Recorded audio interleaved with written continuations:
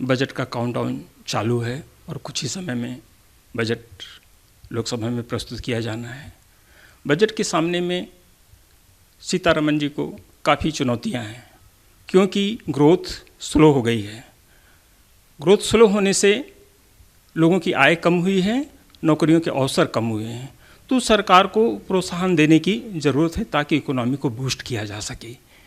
और सरकार को ये भी ध्यान रखना है कि कैसे जो है राजकोषीय मजबूतीकरण भी बना रहे, हम फिस्कल प्रोत्साहन भी दें और कंसोलिडेशन को भी बनाए रखें। ये चुनौती है उनके सामने में।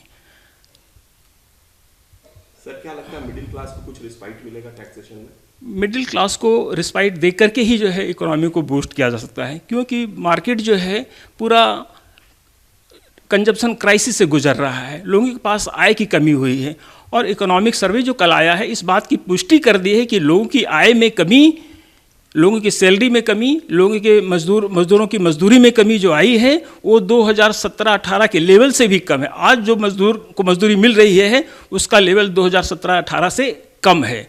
इवन सैलरीड वाले लोगों की भी सैलरी 2017-18 के लेवल से कम हुई है। तो आर्थिक जो सर्वेक्षण है इस बात की पुष्टि करता है कि लोगों की आय कमी है और इसी का प्रतिफल है कि बाजार में मांग की कमी आई है, इकोनॉमी स्लो हुई। इकोनॉमी स्लो हुई है, इसकी पुष्टि इकोनॉमिक सर्वे का भी करता है, क्योंकि उसने भी जो ग्रोथ का बताया है 6.3% से 6.8% का ग्रोथ रेंज बताया है, जबकि पिछले साल जो ग्रोथ थी वो 8.2% की थी। आप खुद ही अंदाज़ा लगा सकते हैं कि इकोनॉमी में कितनी गिरावट आई।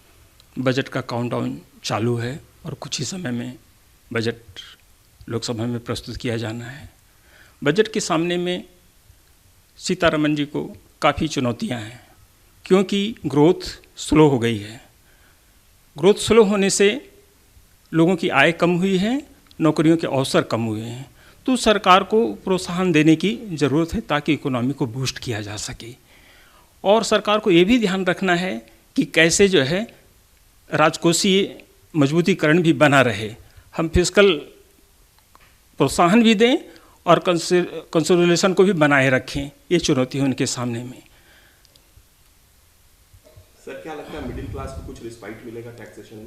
मिडिल क्लास को रिस्पाइट दे करके ही जो है इकोनॉमी को बूस्ट किया जा सकता है, क्योंकि मार्केट जो है पूरा कंजप्शन क्राइसिस से गुजर रहा है। लोगों के पास आय की कमी हुई है और इकोनॉमिक सर्वे जो कल आया है इस बात की पुष्टि कर दी है कि लोगों की आय में कमी, लोगों की सैलरी में कमी, लोगों के मजदूरों की मजदूरी में कमी जो आई है वो 2017-18 के लेवल से भी कम है। आज जो मजदूर को मजदूरी मिल रही है उसका लेवल 2017-18 से कम है। इवन सैलरीड वाले लोगों की भी सैलरी 2017-18 के लेवल से कम हुई है।